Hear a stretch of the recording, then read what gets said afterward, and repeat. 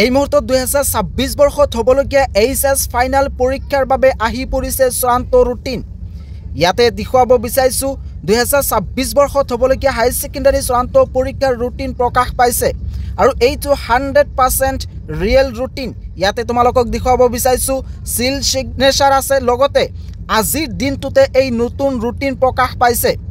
এই মুহূৰ্তত ৰাজ্যৰ লাখ লাখ হায়াৰ ছেকেণ্ডাৰী ছাত্ৰ ছাত্ৰীৰ বাবে আহি পৰিছে এটা ডাঙৰ খবৰ।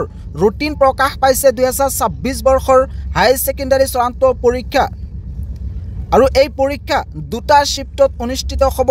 মৰ্নিং শিফ্ট হৈছে 9 পৰা 12 লৈকে আৰু আফটাৰনুন শিফ্ট হৈছে 1:30 পৰা 4:30 লৈকে।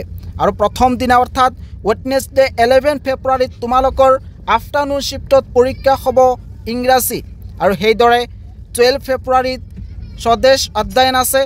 সেইদৰে তোমালোকে বাকীখিনি চাই লোৱা। এয়া হৈছে চূড়ান্ত ৰুটিন আৰু এই ৰুটিন মতেই 2026 বৰ্ষৰ হায়াৰ ছেকেণ্ডাৰী চূড়ান্ত পৰীক্ষা অনুষ্ঠিত হ'ব আৰু শেষ হ'ব 16 মাৰ্চত।